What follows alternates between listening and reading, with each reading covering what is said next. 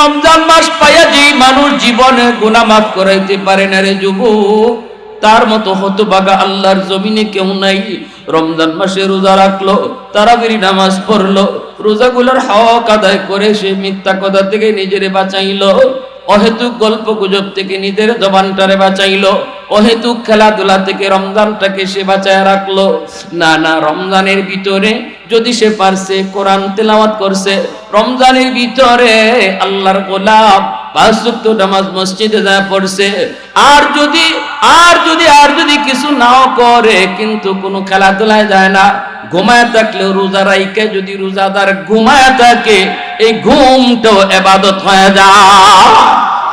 একটু জোরে কোন সুবহানাল্লাহ, আর একটু জোরে সুবহানাল্লাহ। আল্লাহ পাক রব্বুল আলামিন তিনি এই আয়াতের ভিতরে সূরা ফুরকানের এই আয়াতে ঘোষণা দিয়ে দিয়েছেন, আমার যেই সকল বান্দা তওবা করবে আর বলবে মালিকার সামনে কখনো তোমাকে নারাজ করব না, আমি আল্লাহ তার উপর এত খুশি হই, তার জীবনের গুনাহগুলো শুধু আমি মাফ করি তা না, বরং গুনাহগুলোকে নেকি দ্বারা বদলায়া দেই। একটু জোরে আওয়াজ দিয়ে কন্যা সুবহানাল্লাহ। এজন্য তওবাকারী, তওবার দ্বারা সে যত বড় গুনাহগার ছিল আগে, তওবার দ্বারা সে হয়ে যায় তত বড় নেককার। কারণ গুনাহ তার যত বেশি ছিল, নেকিও হয়ে গেছে তত বেশি। সুবহানাল্লাহ জোরে বলেন, বুঝছেন? তওবা করার আগে সে যত বড় গুনাহগার ছিল, তওবা করার পরে সে তত বড় নেককার হয়ে যায়। কারণ গুনাহ যেই পরিমাণ ছিল, আল্লাহ এই পরিমাণ নেকি দিয়ে বদলায় দেয়। তাহলে হাসরের মাঠে কেন আল্লাহ গুনাহকে নেকি দ্বারা বদলায়? কারণ হলো হাসরের মাঠে মানুষ যখন ডান হাতে আমলনামা পায়, আমলনামা পাইয়া খুশিতে একে অপরকে দেখায়। যেমন দুনিয়াতে দেখবেন কেউ ভালো রেজাল্ট করলে, ভালো ফলাফল করলে বন্ধু বান্ধবরে কয়, দোস্ত এই যে দেখ আমি জিপিএ 5 পাইছি, আমি গোল্ডেন A+ পাইছি, কত খুশি। তার খুশিতে আত্মীয় স্বজন বন্ধু বান্ধবরে দেখায়। হাসরের মাঠেও আল্লাহর যে বান্দা ডান হাতে আমলনামা পাবে, মানে সে জান্নাতি, জান্নাতের সার্টিফিকেট দেওয়া হবে ডান হাতে আমলনামা দিয়া, তখন এই খুশিতে সে যারে পাইব হেরেই কইব, দেখ দেখ এই যে দেখ আমি ডান হাতে আমলনামা পাইছি। তখন একজন আরেকজনে আমলনামা দেখবো, দেখতে কি একজনে কইব, কিরে তোর আমলনামার ভিতরে এখানে নেকি আছে, নামাজ আছে, রোজা আছে, সবই আছে, মাঝখানে এতটুকু জায়গা ফাঁক দেখা যায় কেন? এই জায়গায় কোনো লেখা নাই, এখানে গ্যাপ কেন? মনে হয় এখানেই গুনাহ আছিল, এখানেই তোর গুনাহ আছিল, এই গুনাহটা আল্লাহ দয়া করে মাফ করে দিছে, আল্লাহ দয়া করে মাফ করে দিছে। এতটুকু শরম, এতটুকু লজ্জাও যেন তওবাকারীকে হাসরের মাঠে কেউ দিতে না পারে। এজন্য আল্লাহ ওই গ্যাপটাকে আর গ্যাপ রাখবেন না, এটা আল্লাহর পক্ষ থেকে নেকি দিয়া ভরপুর করে দিবেন। সুবহানাল্লাহি ওয়া বিহামদিহি সুবহানাল্লাহিল আযীম। এজন্য তওবাকারী তওবার সাথে সাথে তার নাম আল্লাহর ওলির তালিকায় উঠে যায়। জোরে কোন সুবহান।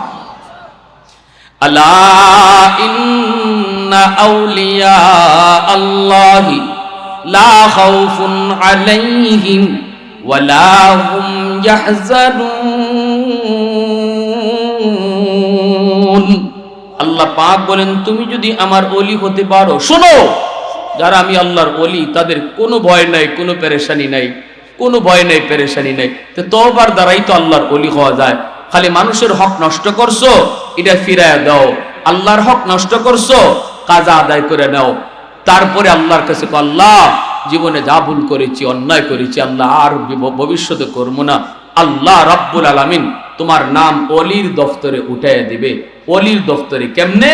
তোমার আমল নামায় কোনো গুনাহ নাই, খালি নেকি আছে। কই নেকি আইলো কোত্থেকে? এত নেকি করছেই না। কই নেকি করা লাগবে না, তওবার দ্বারা তার গুনাহ যা ছিল এই গুনাহগুলিরও আল্লাহ নেকি বানাইয়া দিয়েছে। সুবহানাল্লাহ। এজন্য হাসরের মাঠে একজন মানুষ আমলনামা পাইয়া আল্লাহকে কইব, আল্লাহ এই আমলনামা মনে হয় আমার না, তোমার ফেরেশতারা মনে ভুল কইরা আরেকজনেরটা আমারে দিয়া দিছে। আল্লাহ বলবেন, কেন, কি হয়েছে, তোমার এমন মনে হয় কেন? আল্লাহ এমন কিছু নেকি দেখা যায় যেগুলো আমি করছি না। আল্লাহ পাক কইব, কুদরতি মুস্কি হাইসা আল্লাহ বলবে, বান্দারে আমার ফেরেশতারা ভুল করে না, তোমার আমলনামাই তোমারে দিছে, আরেকজনেরটা দেয় নাই, কাল্লাতে এত নিকে আইলো কোত্থেকে? তখন আল্লাহ পাক হিসাব তারে বুঝাইয়া দিবে। বান্দা ওই যে এক ওয়াজ মাহফিলে যাইয়া দিলটা নরম করে কইছিল, আল্লাহ জীবনে যা ভুল করছি মালিক, আল্লাহ আর করবো না, চোখের সামনে তো বন্ধু কবরে চলে গেল, হয়তো আমি বেনামাজি থাকতে থাকতেই আমারও যদি কবরে ডাক চলে আসে, আল্লাহ আজকে রাতে আমি তওবা করলাম, আর নামাজ ছাড়বো না, আর বাপ মারে কষ্ট দিব না, আল্লাহ আর জীবনে রোজা ছাড়বো না। ও বান্দা, তোমার এই তওবাটার উপরে আমি আল্লাহ খুশি হইয়া তোমার সব গুনাহ আমলনামা থেকে মুচ্ছা এই জায়গাটা আমার পক্ষ থেকে নেকি দিয়া ভরপুর করে দিছি। সুবহানাল্লাহি ওয়া বিহামদিহি সুবহানাল্লাহিল আযীম। এজন্যই হযরত আবু বকর সিদ্দিক রাদিয়াল্লাহু তাআলা আনহু হযরত ওমর ফারুক রাদিয়াল্লাহু তাআলা আনহুকে তিনি ডাক দিয়ে বলেন, ভাই ওমর, আমি আবু বকরের মন বলে তোমার জিন্দেগীর নেকি আমার চেয়ে অনেক বেশি। হযরত ওমর বলেন, কোন যুক্তিতে? আপনি তো হলেন উম্মতের ভিতরে সেরা, আমার জীবনের নেকি আপনার চেয়ে বেশি হয় কেমনে? সিদ্দিক আকবর বলেন, ভাই ওমর, কোনো যুক্তি নাই, তবে কোরআনের আয়াতের দলিল আছে। কি সেই দলিল? কই দলিল হলো আল্লাহ কোরআনের ভিতরে তিনি জানাইছেন, ইল্লা মান তাবা ওয়া আমানা ওয়া আমিলা আমালান সালিহা ফাউলাইকা ইউবাদদিলুল্লাহু সাইয়্যাতিহিম হাসানাত। ও ভাই ওমর, আল্লাহ এই আয়াতের ভিতরে জানাই দিছে রে, যে মানুষটা তওবা করবে, ঈমান আনবে, নেক আমল করবে, আল্লাহ তার তওবার উপরে খুশি হইয়া তার জিন্দেগীর গুনাহগুলাকে আল্লাহ নেকি দিয়া বদলায়া দেয়। এ ভাই ওমর, ইসলাম গ্রহণ করার আগে তোমার আমল নামায় গুনাহ অনেক বেশি ছিল, আমার চেয়ে তুমি গুনাহ বেশি করেছো, তোমার দ্বারা গুনাহ বেশি হয়েছে, কিন্তু ইসলাম গ্রহণ করার পর, তওবা করার পর আল্লাহ পাক রব্বুল আলামিন তোমার ওই বেশি গুনাহটাকে আল্লাহ বেশি নেকি বানায়া দিছে। এতে করে আমি আবু বকরের মন বলে তোমার জীবনের নেকি আমার চেয়ে অনেক বেশি। সাথে সাথে হযরত ওমর ফারুক রাদিয়াল্লাহু তাআলা আনহুর চোখ দিয়ে দর করে পানি পড়ে। হযরত ওমর কান্দেন আর বলেন, ভাই আবু বকর, এত সুন্দর খোঁজখবর তুমি আমাকে দিলা। সাহাবায়ে কেরাম যখন আখিরাতের লাইনের কোনো খোঁজখবর পাইতেন তখন তারা আনন্দে হাসতেন। যেমন নবী মেরাজ থেকে আসার পরে নবী বলেন, সাহাবীরা শোনো, জান্নাতে আমি এমন একজন মানুষের কথা বলবো, এমন একজন মানুষের কথা বলবো যাকে আমি দেখেছি জান্নাতের 8টা দরজায় তারে ডাকবে, 8টা দরজায় তারে ডাকবে। আমি তোমাদের ভিতরে একজনের নাম জানি যাকে জান্নাতের 8টা দরজায় তারে ডাকবে। জানোনি? আমি তাকে চিনি, তার বাবার নামও জানি। সুবহানাল্লাহ। সাহাবীরা বলো, আমি কি তার নাম বলবো নাকি? আবু বকর সিদ্দিক রাদিয়াল্লাহু তাআলা আনহু নবীর সামনে, ওমর ফারুক নবীজির সামনে, উসমান গনি নবীর সামনে, আলী রাদিয়াল্লাহু তাআলা আনহু নবীর সামনে, জলিলুল কদর সমস্ত সাহাবায়ে কেরাম নবীজির সামনে বসা। প্রত্যেকেরই মনের ভিতরে ইচ্ছা জাগলো, নবী আমার নামটা যদি বলেন, আল্লাহর নবী যদি আমার নামটা বলেন গো, যাকে জান্নাতের 8টা দরজায় তারা ডাকবে, কে সেই মহামানব? কে সেই মহামানব? সাহাবীরা কই, নবী গো নামটা কোন? নামটা একটু শুনি, তিনি কে যারে জান্নাতের 8টা দরজায় ডাকবে, 8টা দরজায় তারে আহলান সাহলা জানাবে। ওই অবস্থায় নবীজি বলেন, সে হলো আমার আবু বকর ইবনে কুহাফা। আল্লাহু আকবার। সাথে সাথে সিদ্দিক আকবর রাদিয়াল্লাহু তাআলা আনহু কান্না শুরু করে দিলেন, চোখ থেকে দর করে পানি পড়ে। এটা হলো আনন্দের কান্না। সাহাবায়ে কেরামের ভিতরে দুনিয়ার সবচেয়ে আনন্দের খুশখবর হলো জান্নাতের খুশখবর। সুবহানাল্লাহ। আখিরাতের বাড়ির খুশখবর। জান্নাতের বাড়ি গাড়ির খুশখবর, এটা হলো তাদের জীবনের সবচেয়ে বড় খুশখবর। এজন্যই সিদ্দিক আকবর যখনই বললেন, ভাই ওমর, আল্লাহর কোরআনের আয়াত বলে তুমি ওমরের জিন্দেগীর নেকি আমার চেয়ে বেশি। এই কথা বলতেই হযরত ওমর এবার বলতেছেন, চুকির পানিটা মুছে মুছে বলেন, ভাই আবু বকর, এত কিছু আমি বুঝি না, আমি এত কিছু বুঝি না, কেমনে আমার জীবনের নেকি বেশি আমি এত কিছু বুঝি না। তবে আসো, যদি আমার জীবনের নেকি বেশি হয়, দুইজনে জীবনের নেকি বদলা বদলি করি। সুবহানাল্লাহ। আমি ওমর আমার জিন্দেগীর সব নেকি তোমাকে দিয়ে দেব, বিনিময়ে তুমি আবু বকর তোমার জিন্দেগীর সব নেকি লাগবে না গো, শুধু আমাকে একটা রাতের নেকি দিবানি। সিদ্দিক আকবর বলে, ভাই ওমর, রাতের নেকির কথা তুমি বলো রে। সাথে সাথে হযরত ওমর বলে, চোখের পানি মুছেন আর বলেন, ভাই আবু বকর, আমি তোমার জিন্দেগীর ওই রাতের নেকিটা চাই যেই রাতে তুমি আমার নবীকে নিয়ে হিজরত করেছিলা। মোহাব্বতের আওয়াজে কন্যা সুবহানাল্লাহ, আর একটু জোরে সুবহানাল্লাহ। উলফত মে তেরি ওয়াইসি নে দন্দান কো তুরা,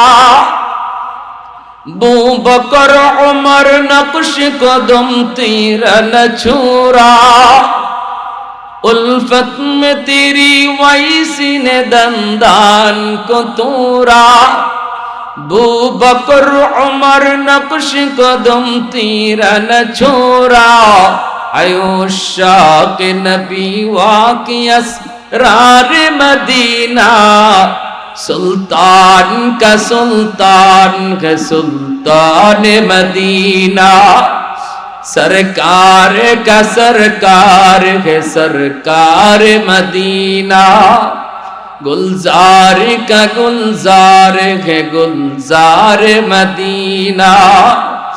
अल्लाह ने मक्का ही में ये काबा बनाया, इस काबा का काबा तेरी मरकद को बनाया, अल्लाह ने मक्का ही में ये काबा बनाया, इस काबा का काबा तेरी मरकद को बनाया, ऐसा लम्हा जी चले जा राही मदीना, सुल्तान का सुल्तान है सुल्तान मदीना, सरकार का सरकार है सरकार मदीना, गुलजार का गुलजार है गुलजार मदीना। मोहब्बतेर साथे आवाज दिया सुबहानाल्लाह, और एकटू जोरे अल्लाहु আকবার, और एकटू जोरे बोलेन अल्लाहु আকবার। যখনই সিদ্দিক আকবর বলতেছেন, ভাই ওমর, কোন রাতের নেকি তুমি চাও? কই যেই রাতে আমার নবীকে নিয়ে তুমি হিজরত করেছো, যেই রাতের অপেক্ষায় তুমি 40 রাত ঘুমাও নাই রে আবু বকর, রাতের বেলা তুমি বিছানায় পিঠ লাগাও নাই, দরজার সামনে কান লাগায় দাঁড়ায় ছিলা, কখন জানি আমার নবী আইসা তোমাকে আস্তে করে ডাক দিবে, যেন নবীর কষ্ট না হয়, এজন্য 40টা রাত তুমি ঘুমাও নাই। আল্লাহু আকবার। দরজার সামনে কান লাগায় দাঁড়াইছিলা, আমার নবী গভীর রাতে যখন তোমার দরজার পাশে গিয়া কয় আবু বকর, আস্তে করে আবু বকর করে ডাক দিয়েছে, সাথে সাথে তুমি দরজা খুলে দিয়েছো। নবী জিজ্ঞেস করেছে, আবু বকর, এত তাড়াতাড়ি দরজা কেমন করে তুমি খুললা? তুমি কি ঘুমাও নাই?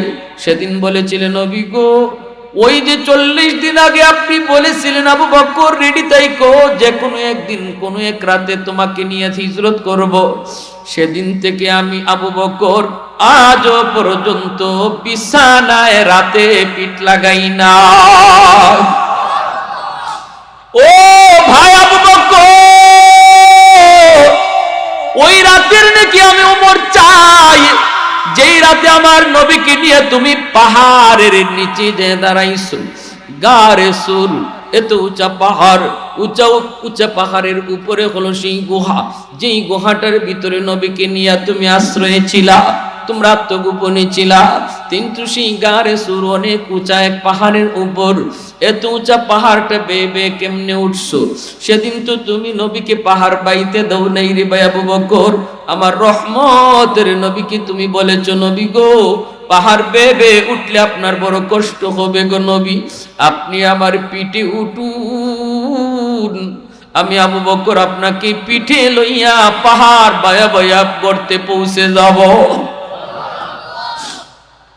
ওই গুহার কিনারায় যাওয়ার পরও নিজে নবীকে আগে ঢুকতে দাও নাই, নিজে যায় ঢুকছ। তুমি বলেছো নবী গো আপনি এখানে দাঁড়ান, আমি যে আগে গুহার ভিতরে ঢুকবো, আগে যে দেখি গুহাটা নিরাপদ কিনা গো নবী। যদি কোনো হিংস্র জীব জানোয়ার থাকে, আমার ক্ষতি হয়ে গেলে উম্মতের বেশি ক্ষতি হবে না, কিন্তু আপনার যদি ক্ষতি হয় ফাহালাকাতিল উম্মাহ, গোটা উম্মত হালাক হয়ে যাবে গো নবী। এই জায়গায় আপনি একটু দাঁড়ান, আমি আগে ঢুকি। সেদিন তুমি আগে যে আগে ঢুকছো, ঢুকে সবগুলি ছোট ছোট গর্তের মুখ বন্ধ করেছো, যেন সেই গর্ত থেকে সাপ বেড়ে নবীর ক্ষতি করতে না পারে। সবগুলা গর্তের মুখ তুমি পাগড়ি সিরে সিরে বন্ধ করেছো। একটা গর্তের মুখ বন্ধ করার মতো কাপড় সেদিন ছিল না, নিজের পা দিয়ে তুমি ওই গর্তের মুখটা আটকায় রাখছো। এরপরে আমার নবীরে ডাক দিয়েছো, নবী গো আপনি গুহার ভিতরে আসেন। নবী ভিতরে ঢুকলে পরে তুমি নবীকে বলতেছো, ইয়া রাসূলুল্লাহ, নবী গো আপনার কষ্ট হয়েছে, লম্বা সফর করেছেন গো নবী, একটু বিশ্রাম নেন। ওই দিন নবীকে তুমি বিশ্রাম করাইছো, তোমার উরাতের মধ্যে আমার নবীর ঘুম পাড়ায়া দিছো, অথচ ওই দিন ঘুমের প্রয়োজন ছিল তোমার বেশি, কারণ 40 রাত তুমি ঘুমাও নাই। কিন্তু নিজে না ঘুমাইয়া, নিজে বিশ্রাম না নিয়া রহমতের নবী সরওয়ারে দু জাহানকে তুমি ঘুম পাড়াইছো। আর চোখ জুড়ায়া, নয়ন জুড়ায়া জুড়ায়া আমার নবীর চেহারা মোবারক তুমি দেখছো। এত কাছে থেকে কেউ নবীর দেখে নাই রে আবু বকর, যতটা কাছে থেকে আমার নবীর নুরানি চেহারা তুমি দেখছো। ওই দিকে তোমার যে পা গর্তের মুখ বন্ধ করে রাখছো, এই গর্তেই ছিল সাপ, সাপে দিল তোমার কামড়, বিষাক্ত সাপের বিষের যন্ত্রণা, কত কষ্ট, এত যন্ত্রণা তুমি সহ্য করেছো। মুখ থেকে আহ উহ শব্দটাও বের করো নাই, কারণ নবী তোমার উরাতে ঘুমাইতেছে। আহ উহ শব্দ বের করলে হয়তো আমার নবীর ঘুমের ডিস্টার্ব হবে। বিষাক্ত সাপের যন্ত্রণা তুমি হজম করেছো দাঁতে কিরিমিরি খায়া, বডিটা নড়াচড়া করো নাই, বডিটা পর্যন্ত একটু নড়াচড়া করো নাই, কারণ নবীর ঘুম ভেঙে যাবে। ওই রাতের নেকিটা শুধু আমি উমর চাই, বাকি আমি উমর আমার জিন্দেগির নেকি তোমাকে দিয়া দেব। একটু জোরে আওয়াজ দিয়া কন্যা সুবহানাল্লাহ, আর একটু জোরে সুবহানাল্লাহ। सिद्दीक तेरा नाम से इस्लाम रहेगा,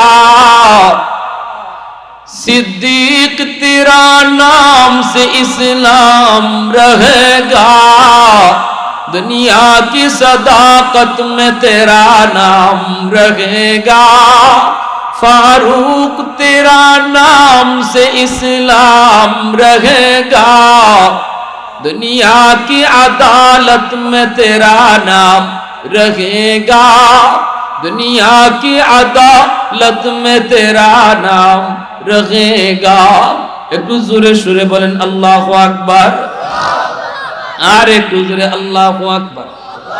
ভাইরা বন্ধুরা, দেখেন হযরত ওমর ফারুক রাদিয়াল্লাহু তাআলা আনহুর অন্তরে কি পরিমাণ ভয়, অথচ দুনিয়া থাকতে জান্নাতের সার্টিফিকেট পাইছেন, দুনিয়া থাকতে জান্নাতের সার্টিফিকেট পাইছেন। আল্লাহর নবী জান্নাতের সার্টিফিকেট দিয়ে দিয়েছেন, আবু বকর ফিল জান্নাহ, ওমর ফিল জান্নাহ, উসমান ফিল জান্নাহ, আলী ফিল জান্নাহ। আল্লাহর নবী কিন্তু এইভাবে 10 জন সাহাবীকে দুনিয়া থাকতেই জান্নাতের সার্টিফিকেট দিলেন।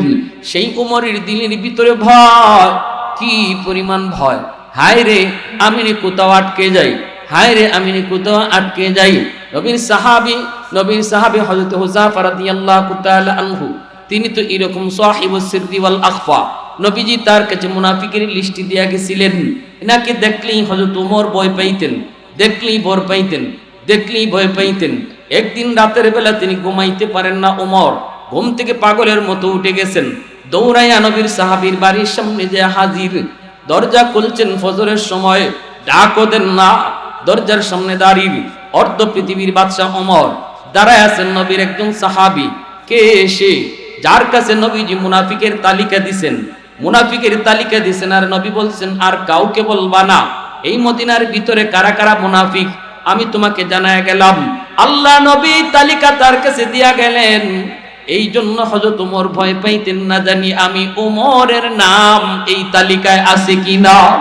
এই ভয় তার অন্তরে থাকতো, এই ভয় অন্তরে থাকতো। ফজর পর্যন্ত দাঁড়ায় আছেন সাহাবী, দরজা কইলা দেখেন খলিফাতুল মুসলিমিন আমিরুল মুমিনিন তিনি দাঁড়ানো। কি খবর এত এত রাতে আপনি আমার দরজার সামনে, ঘটনা কি? বুকে জড়ায় কান্দেন আর বলেন ভাই একটু বল, আমি উমরের নামটা কি মুনাফিকের খাতায় আছে নাকি একটু কও, আমার ঘুম হয় না, ঘুম হয় না। সাথে সাথে সাহাবী কই না গো নবীর সাহাবী, আপনার ব্যাপারে তো আল্লাহর নবী জান্নাতের সার্টিফিকেট দিয়া দিছে, জান্নাতের সার্টিফিকেট আপনার ব্যাপারে, আপনি এই টেনশন কেন করেন? হযরত রাসূল করিম সাল্লাল্লাহু আলাইহি ওয়াসাল্লামের নাতি হুসাইন রাদিয়াল্লাহু তাআলা আনহু ছোট্ট বালক, আর হযরত ওমরের সন্তান ইনিও ছোট্ট, খেলাধুলা করতেছেন এক মাঠে। হুসাইন ওমরের ছেলেকে একটা গালি দিছে। বাচ্চারা খেলাধুলা করলে মাঝে মাঝে একটু টুকটাক ঝগড়াঝাটি হয়। হুসাইন গালি দিয়ে বলছেন গোলামের ফুত গোলাম। এই গালিটা শোনা মাত্রই হযরত ওমরের ছেলে তিনি দৌড়াইয়া বাপের কাছে এসে নালিশ দিয়ে দিছে, আব্বা হুসাইন আমারে গোলামের ফুত গোলাম কইছে। হযরত ওমরও খেপে গেছেন, কও কি? হুসাইন আমারে তোমারে গোলাম কইছে, আমারও গোলাম কইছে। গোলামের ফুত গোলাম কইলে আর বাপ আর বাকি থাকে নাকি? বাপ তো বাকি থাকে না। তো আল্লাহ রসুল সাল্লাল্লাহু আলাইহি ওয়াসাল্লাম, রসুল করিম সাল্লাল্লাহু আলাইহি ওয়াসাল্লামের নাতি হুসাইন, রসুলেরও কলিজার টুকরা, গালি দিয়া বসছে একটা ডাটা গালি। গালি হলো হুসাইন, ও তিনি বলতেছে হযরত ওমরের ছেলেকে, তুমি গোলামের ফুত গোলাম। হযরত ওমর খেপিয়া আলী রাদিয়াল্লাহু তাআলার কাছে বিচার পাঠাইছে, আলী তোমার ছেলে হুসাইনকে জিগাও তো, সে কি আমার ছেলেরে গোলামের ফুত গোলাম কইছে নাকি? হযরত আলী যাই জিজ্ঞেস করতেছে, বাবা তুমি কি ওমরের ছেলেকে গোলামের ফুত গোলাম কইছো? সাথে সাথে ইমাম হুসাইন ছোট্ট বালক, কিন্তু ইনি বলতেছে, হ বাবা আমি গোলামের ফুত গোলাম বলছি, গোলামের ফুত গোলাম বলছি। বিন্দু পরিমাণও মিথ্যার আশ্রয় নেন নাই। মিথ্যা কথা কওয়া তো এটা আমাদের ট্রেডিশন, এটা আমরা পাইয়ে আইছি। কিন্তু নবীর যুগে, নবীর সাহাবীদের যুগে শিশু বাচ্চারাও মিথ্যা কথা কইতো না, ঠিক কিনা জোরে বলেন? মিথ্যা কথা কইতো না। আর আমরা এখন মুরব্বী হইলেও মিথ্যা কথা ছাড়ি না, আসেনি না নাই? অথচ আল্লাহ রাসূল সাল্লাল্লাহু আলাইহি ওয়াসাল্লাম বলছেন মিথ্যা কথা কখনো মুসলমান। সাহাবী জিজ্ঞেস করে, নবী গো মুসলমান কি জিনা করতে পারেনি? নবী কো পারে, শয়তানের ধোঁকায় পড়লে ওই যেতে পারে। সাহাবী জিজ্ঞেস করে, নবী গো মুসলমান কি চুরি করতে পারেনি? আল্লাহ নবী কো এটা হইতে পারে, শয়তানের ধোঁকায় পড়ে করে ফেলতে পারে। সাহাবী জিজ্ঞেস করে, রাসূলুল্লাহ মুসলমান কি মদ খাইতে পারে? রাসূল কো পারে। এরপরে সাহাবী কয়, মুসলমান কি মিথ্যা কথা কইতে পারে? আল্লাহ নবী কয় অসম্ভব, মুসলমান মিথ্যা কথা কইতে পারে না। তাহলে বুঝেন কত বড় অপরাধ। ইমাম হুসাইন ছোট বালক, বাবা যখন জিজ্ঞেসতেছে, এ বেটা তুমি নাকি উমরের ছেলেকে গোলামের ফুত গোলাম কইছো? আমরা হইলো কইতাম কেডা কইছে, কোন হালার ফুতে কইছে, এটা ধরে লইয়া আমার কাছে কইতাম না, কইতাম না, আরো উপরে বড় বাহাদুরি করে কথা কইতাম, মনে করতাম কথাটা ঘুরাই দিই। কিন্তু হুসাইন বলতেছে, হ বাবা আমি গোলামের ফুত গোলাম কইছি।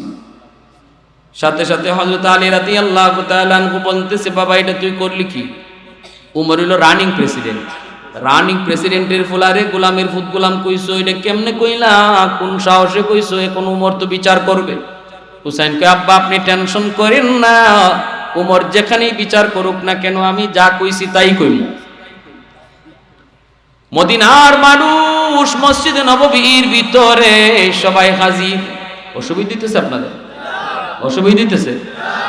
এই বিচারটা কি হয় হুসাইনের শুনবার ইচ্ছা কার কার আছে? সবাই সজাগ আছেন? মাশাআল্লাহ। আরেকটু জোরে বলি মাশাআল্লাহ, জোরে বলি আলহামদুলিল্লাহ, আরেকটু জোরে আলহামদুলিল্লাহ।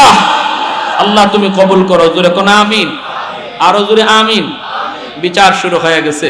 হযরত হুসাইন তিনি আসামি, আর বিচারকের আসনে বসা অর্ধ পৃথিবীর বাদশাহ ওমর। হযরত ওমরের কাছে ন্যায় বিচার ছিল, ইনসাফ ভিত্তিক বিচার ছিল, কখনো মুখ চিহ্নে বিচার করতেন না। আলী বারবার বলতেছেন যে আমিরুল মুমিনিন, আমি আমার সন্তানের পক্ষ থেকে মাফ চাই। আর তখন হযরত ওমর ফারুক রাদিয়াল্লাহু তাআলা বলেন, আলী টেনশন করো না, দোষ করবে একজন, মাফ চাইবা আরেকজন, এটা রসুলের কোন বিচারও আছে? হ্যাঁ, একজনে দোষ করবো আর মাফ চাইবা আরেকজনে, এটা তো হইতেই পারে না। দোষ করছে হুসাইন, তুমি মাফ চাইবা কেন?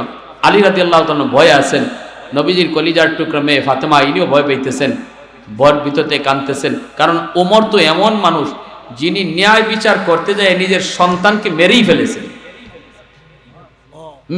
ফেলেছেন, আবু শাহমা হযরত ওমরের ছেলে, মুখ থেকে দুর্গন্ধ বের হয়েছিল।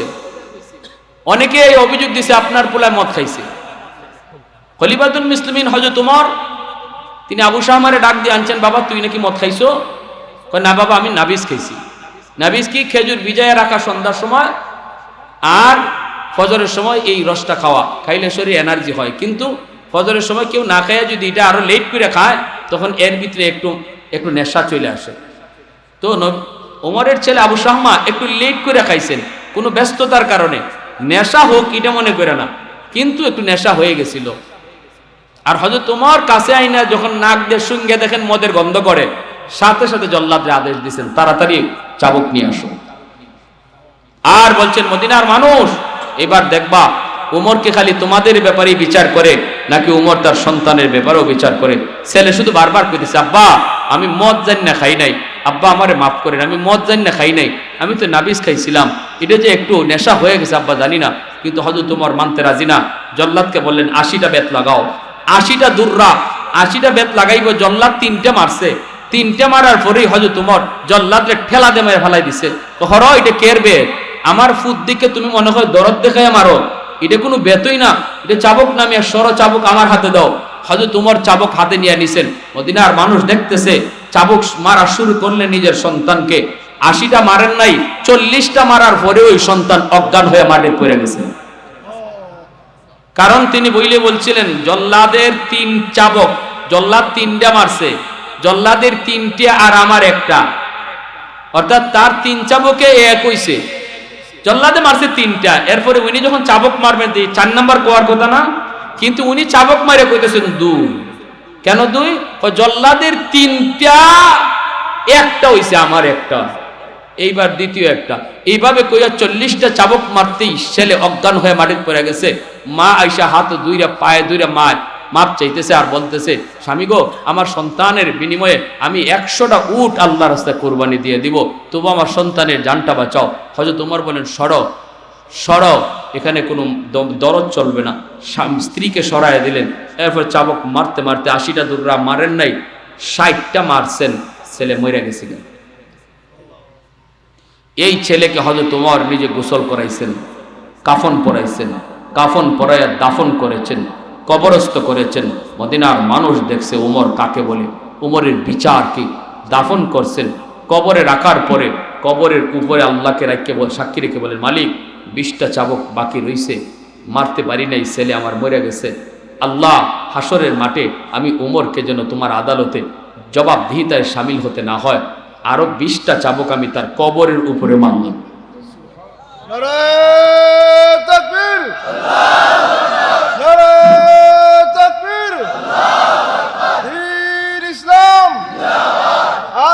ইসলামী যুব সংঘ আল্লামা নাসিরউদ্দিন আনসারী সাহেব, নারায়ে তাকবীর।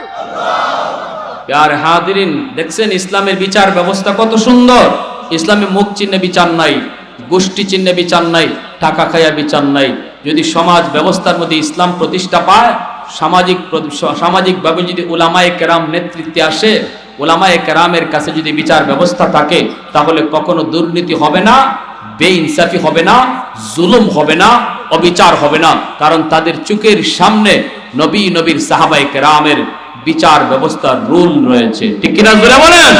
উলামায়ে কেরামের চোখের সামনে তাদের নজির রয়েছে। প্যারে হাজিরিন, নেতৃত্ব একটা পবিত্র জিনিস।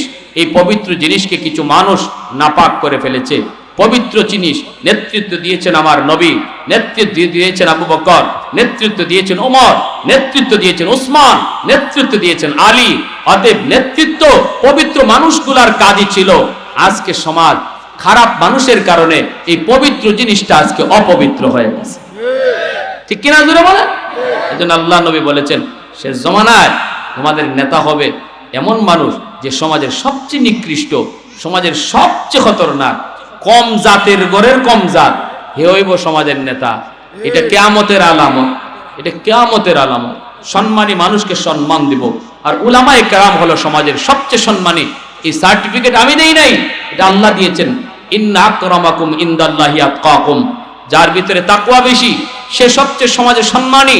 কার ভিতরে তাকওয়া বেশি? আল্লাহ বলেন আল উলামা, আল্লাহ পাক বলেন ইন্নামা ইয়াখশাল্লাহা মিন ইবাদিল উলামা। উলামায়ে কেরাম আমি আল্লাহকে বেশি ভয় করে, আমি আল্লাহকে বেশি ভয় করে উলামায়ে কেরাম।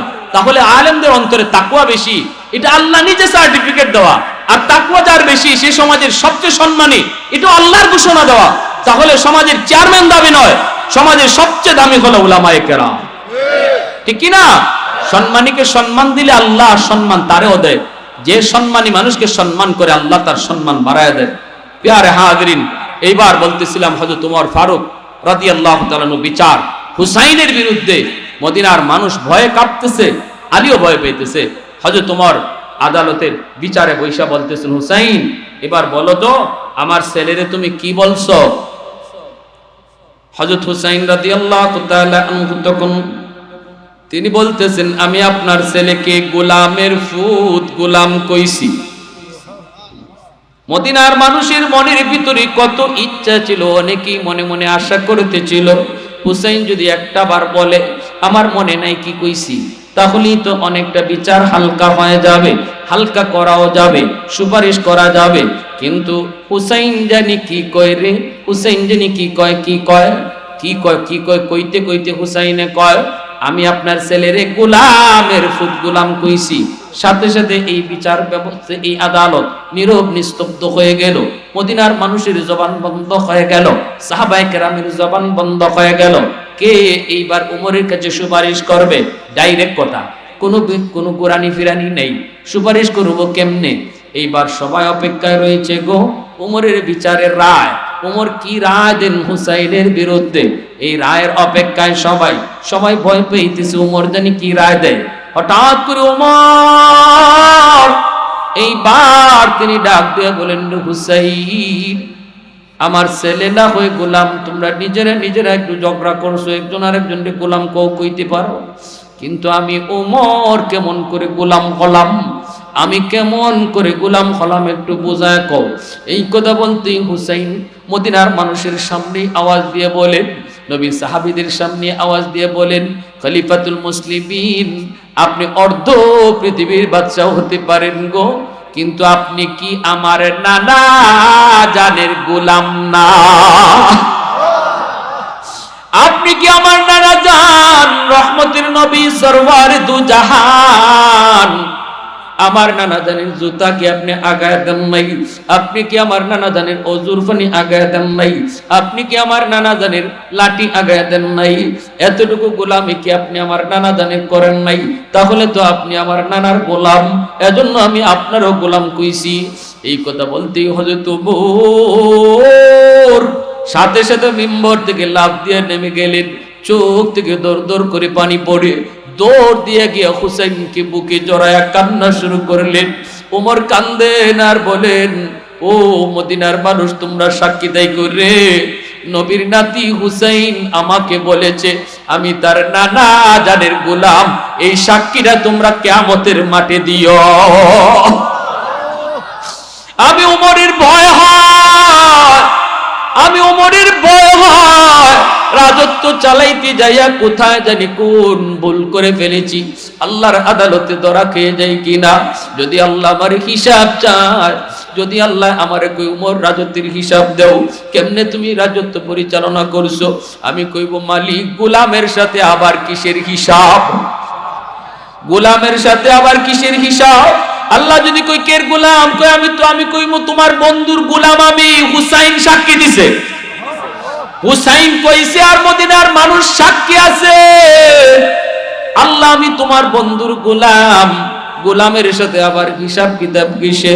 হুসাইন তুই আমারে কাগজে একটু এই কথাটা লিখে দিবিনি, এই কথাটা কাগজে একটু লিখে তুমি স্বাক্ষর করে দিবানি। কাগজের ভিতরে স্বাক্ষর করে লিখে হযরত ওমর যত্ন করে চুমা দিয়ে কয়, ও মদিনার মানুষ রে, আমি ওমর যেদিন মারা যাব,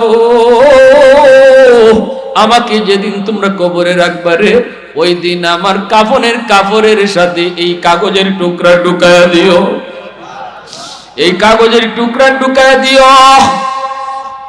আমি আল্লাহর কাছে এতটুকু উসিলায় মাপ পাইতে চাই, কারণ আমার নবী বলেছে আল হাসান ওয়াল হুসাইন সাইয়্যিদা শাবাবি আহলিল জান্নাহ, জান্নাতের যুবকদের সরদার হবে হাসান আর হুসাইন।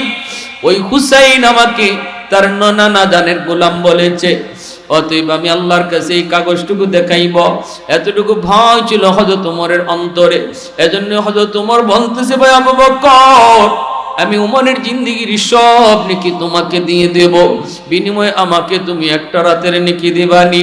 হযরত আবু বকর বলেন, ভাই ওমর, ওই হিজরতের রাতে আমার কেমন নেকি হয়েছে আমি নিজেও জানি না রে ভাই, চলো আমরা দুইজন নবীর কাছে যাই, যাই একটু জিজ্ঞেস করি হিজরতের রাতে আমি আবু বকরের কি পরিমাণ নেকি হয়েছে। দুজন চলে আসলেন নবীজির কাছে, আল্লাহর নবীর কাছে সালাম দিয়া জানতে চান। নবী জিজ্ঞেস করেন, কেন এসেছো? সিদ্দিক বলেন, ইয়া রাসূলুল্লাহ, আমরা বড় সমস্যায় পড়ে এসেছি গো নবী, একজন আরেকজনের জীবনের নেকি বদলা বদলি করতে চাই। ওমর আমাকে তার জিন্দেগির সব নেকি আমাকে দিয়ে দিতে চায়, বিনিময়ে আমার জীবনের সব নেকি চায় না, শুধু আমার কাছ থেকে এক রাতের নেকি চায়। কিন্তু আমি নিজেও জানি না ওই রাতে আমার কেমন নেকি হয়েছে, আপনার কাছে জানতে এসেছি।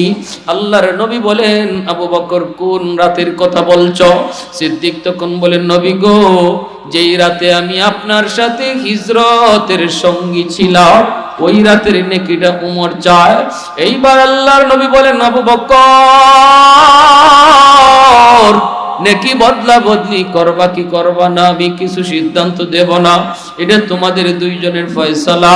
তবে যেটা জানতে চাইছো সেটা বলি, তামাম গোটা উম্মতের নেকি যদি এক পাল্লায় রেখে দেওয়া হয়, এমনকি উমরের জীবনের নেকিও যদি এক পাল্লায় রাখা হয়, আর গোটা উম্মতের নেকি যদি এক পাল্লায় রাখা হয়, আর অপর পাল্লায় তোমার ওই এক রাতের নেকি রাখা হয়, আমার আল্লাহ জানে দিছে রে আবু বকর, তোমার পাল্লা ভারী হয়ে যাবে। একটু জোরে আওয়াজ দিয়ে সুবহানাল্লাহ। এজন্য আমার ভাই বলতেছিলাম, যুবক মনে রাখবা, আল্লাহকে খুশি করা ছাড়া আমাদের আর কোনো উপায় নেই। রমজান কাছে চলে আসছে, শাবান মাস আসলে পরে নবী বেশি বেশি রোজা রাখতেন, আমরাও কম বেশি নফল রোজা রাখার চেষ্টা করি। রমজানের প্রস্তুতি নাও, যত কামকাজ আছে রোজার আগেই কামকাজগুলা গোছায় ফেলো। রমজানটা ইবাদতের মৌসুম বানাও, ব্যবসার মৌসুম না। রমজান হবে আমার ইবাদতের মৌসুম, রমজান হবে কোরআন তেলাওয়াতের মৌসুম, রমজান হবে তাহাজ্জুদ পড়ার মৌসুম। সেহরির সময় একটু আগে ভাগে উঠে যায় যুবক, হাতটা জোর করে বলি রে যুবক, আগামী রমজান তুমি হায়াতে পাও কি পাও না কেউ জানে না, আমিও আগামী রমজান পাই কি পাই না কেউ জানে না। এজন্য বলি, রমজান মাসে তার তাহাজ্জুদ তুমি মিস করবা না। সেহরি খাওয়ার জন্য তুমি তো উঠবাই, 2টা মিনিট 10টা মিনিট আগে তুমি উঠো, তুমি 10টা মিনিট আগে উঠো, খাওয়ান রেডি করে এরপরে তোমারে ডাক দিব এমন কথা কইও না। তুমি কই, আম্মা আমাকে তুমি খাওয়ান রেডি করে আগে ডাক দিও, আমি 4 রাকাত নফল নামাজ পড়ব, তাহাজ্জুদের নামাজ পড়ব, 4টা রাকাত নফল নামাজ তাহাজ্জুদের নামাজটা পড়ে তুমি সেহরিটা খাও, এরপরে ফজরের নামাজটা মসজিদে পড়ো। যুবক জানো না, গত রমজান হয়তো তোমার মতো অনেক যুবক দুনিয়ায় ছিল, আজকে তারা দুনিয়াতে নাই। যুবক কেউ জানি না, আমরা কেউ জানি না, ডাইনে তাকাইলে দেখবা খেলার সাথী কবরে শুয়ে রইছে, বামে তাকাইলে দেখবা লেখাপড়ার সাথী কবরে চলে গেছে। অতএব হায়াত মৌতের কোনো গ্যারান্টি নাই। জীবনের শেষ রমজান মনে করে এই রমজানটারে কদর করো, রোজার হক সহকারে আদায় করো। আর তাহাজ্জুদ পড়ো, কোরআন তেলাওয়াত করো, প্রত্যেকে অন্তত এক খতম কোরআন খতম করার নিয়ত করো। পারি না ইনশাআল্লাহ? এক খতম কোরআন খতম, অন্তত এক খতম কোরআন করব। কারা কারা একটু নিয়ত করি দেখেন তো, অন্তত একবার কোরআন খতম করব রমজানে। আল্লাহ যারা হাত উঠেছে মাওলা প্রত্যেকে রমজান মাসে এক খতম কোরআন করার তৌফিক দান করো, সবাই বলো আমিন। আর আমরা তাহাজ্জুদের নামাজ পড়বো ইনশাআল্লাহ, রোজাগুলি রাখবো, রোজার মাঝে রোজা মুখে নেওয়া অবস্থায় বেহুদা কথা বলবো না, বন্ধুদের সাথে অহেতুক কথাবার্তা গল্প গুজবে শরিক হব না, টাইম পাস করার জন্য খেলাধুলায় যাব না। আমরা যদ্দূর পারি নীরব থাকবো, তবু নীরব থাকাটাও রোজা রাখা অবস্থায় সওয়াবে গণ্য হয়ে যাবে যদি আমরা হারাম কাজে জড়িত না হই। মোবাইল টিপে গান বাজনা দেখো না, রোজা হালকা হয়ে যাবে, রোজা হালকা হয়ে যাবে।